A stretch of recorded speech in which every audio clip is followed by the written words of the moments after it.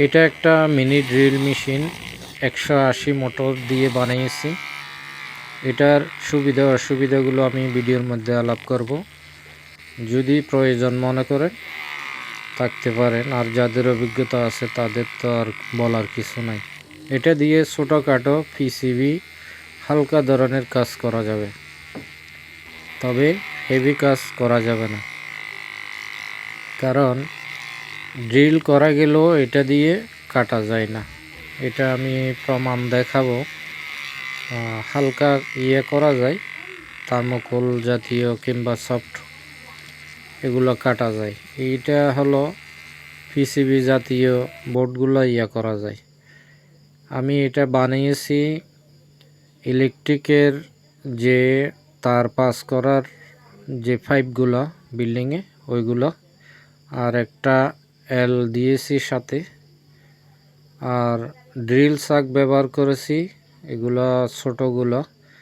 তবে এই ড্রিল শাকগুলো আমার ভালো লাগে না, কারণ এটা একটু শেকিং করে।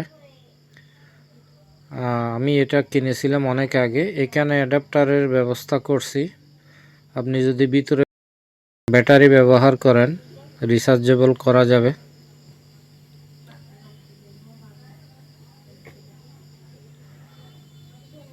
যেমন এটা যদি কাটতে চাই হালকা,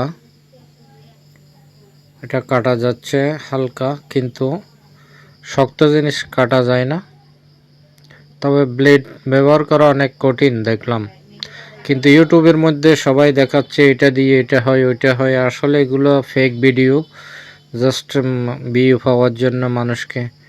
যেমন এই ফ্যানটা দেখেন লাগাইয়ে দেখলাম, এই ফ্যান যদি উল্টা ঘুরে তার মানে মোটর উল্টা ঘুরতেছে।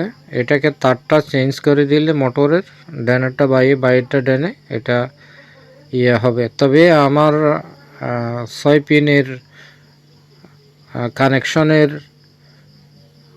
ভিডিও লাগবে কিনা জানাবেন কমেন্টে।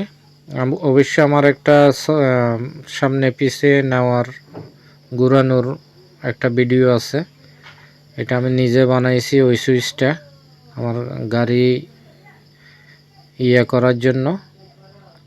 এটাতে আমি যে উপকরণগুলো দিয়েছি, প্রথমে অ্যাডাপ্টার, এরপরে একটা সাদা এটা এল, এরপরে একটা ইলেকট্রিক তারের পাইপ, ব্যাটারি, সুইচ এবং মোটর।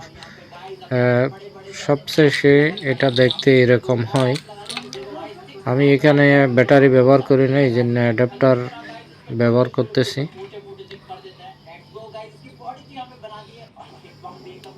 আমার আইডিতে অনেক ভালো ভালো ভিডিও আছে, লাইক সাবস্ক্রাইব শেয়ার করে সাথে থাকবেন। আমি কোনো ফেক ভিডিও বানাই না। ঠিক আছে, ভালো থাকবেন, আল্লাহ হাফেজ।